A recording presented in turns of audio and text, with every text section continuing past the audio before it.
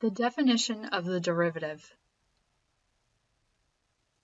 Finding the limit of the difference quotient as h approaches 0 accomplishes several things. It provides instantaneous velocity, or instantaneous rate of change, and it finds the slope of the tangent line at any point of the graph.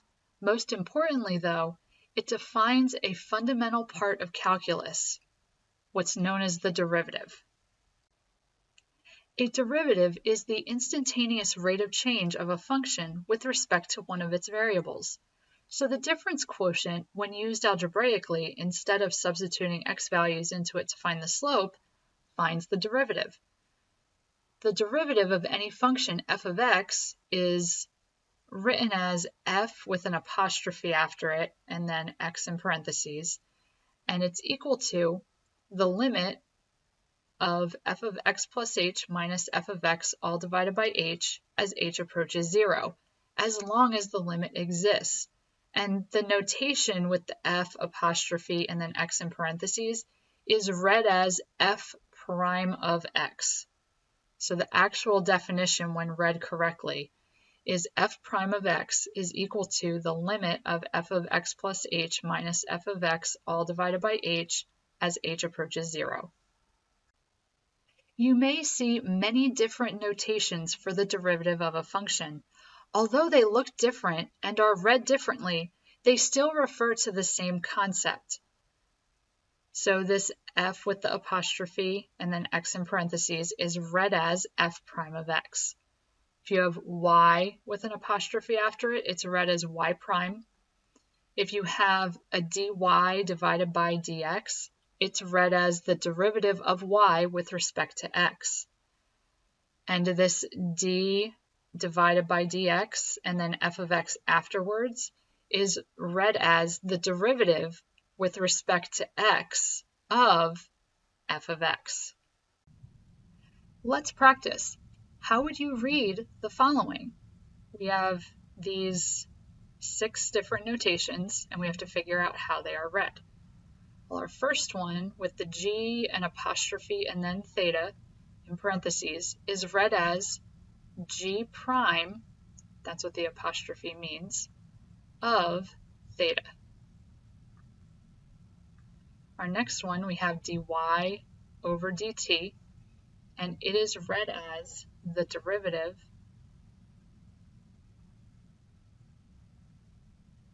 of y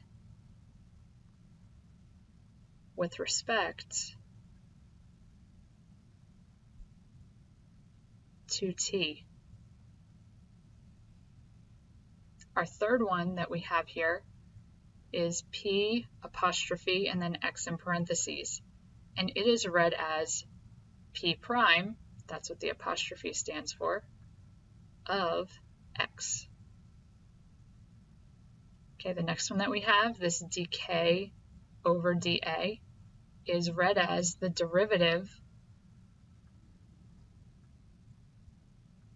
of k, which is in the numerator of our notation, with respect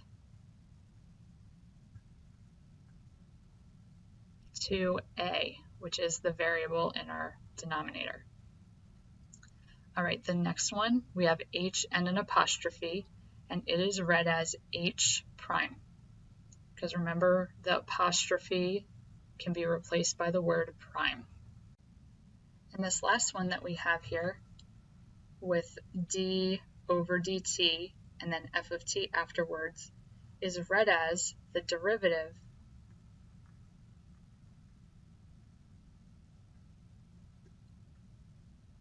with respect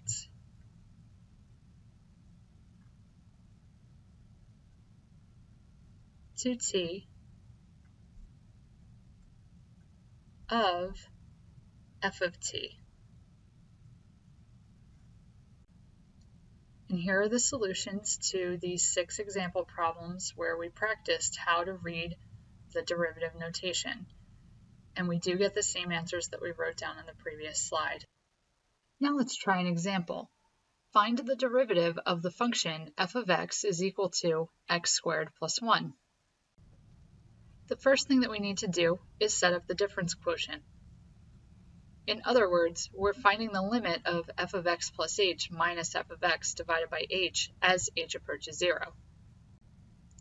The next step is to substitute in the function using x plus h and x as the variables. So we can substitute x plus h in for x here, square it, plus 1 minus x squared plus 1 all divided by h, and we're finding the limit of this as h approaches 0.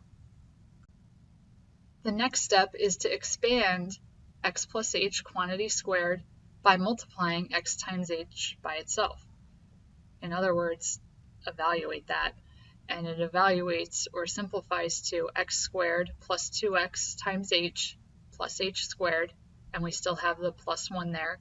And then we have minus x squared minus 1. Notice how we distributed the negative through the second set of brackets.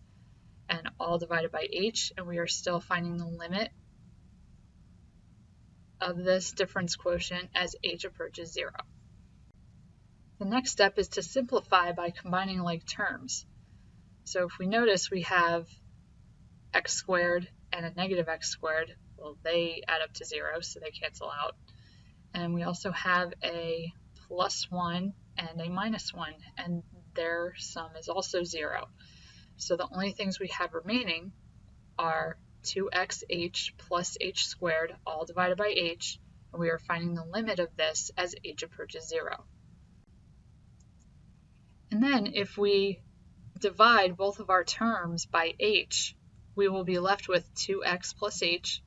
So now we have to find the limit of 2x plus h as h approaches 0. And if we substitute 0 in for h, we just get 2x as the simplified expression.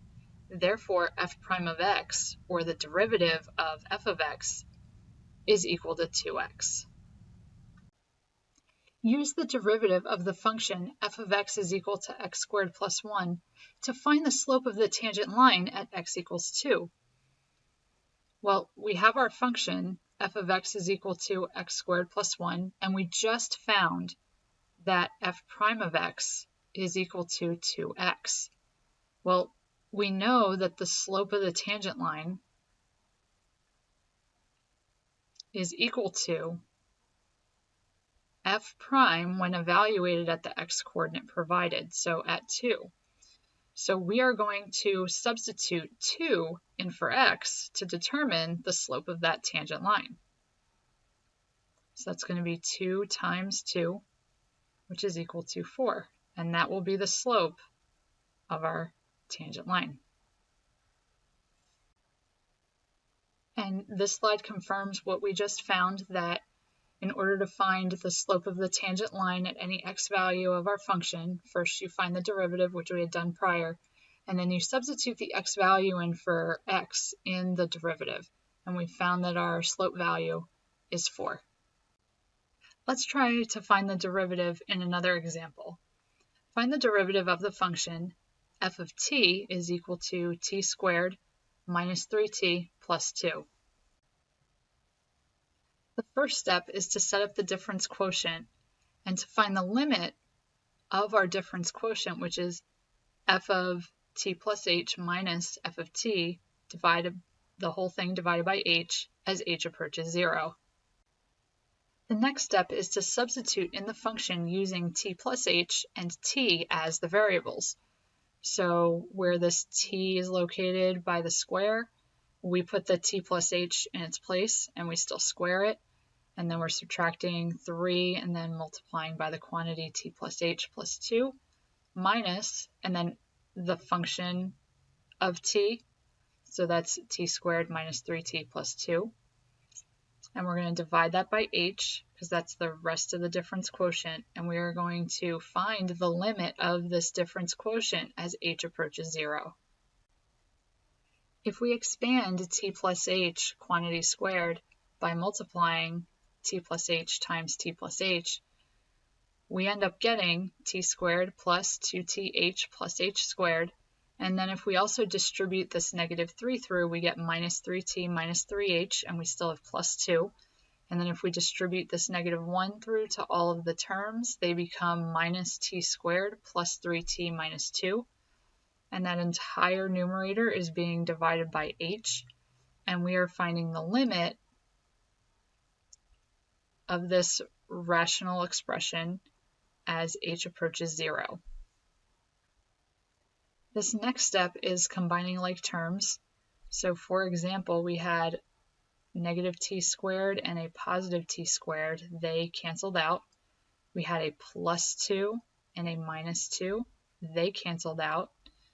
We have a minus 3t and a plus 3t, and they also cancel out.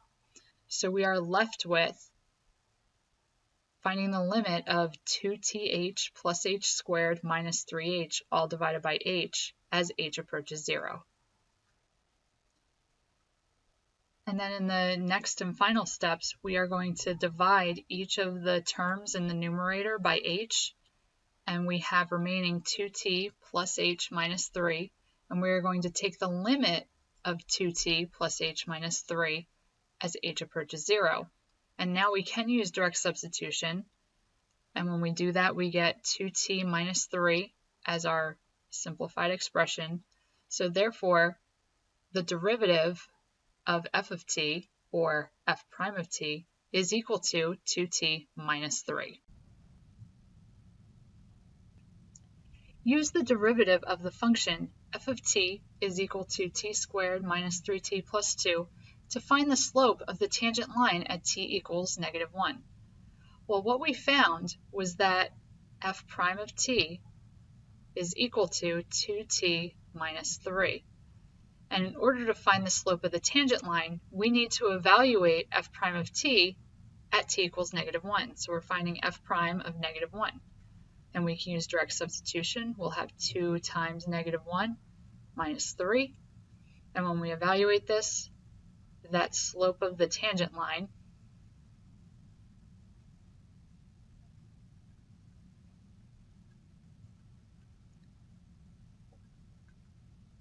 will be equal to negative 5.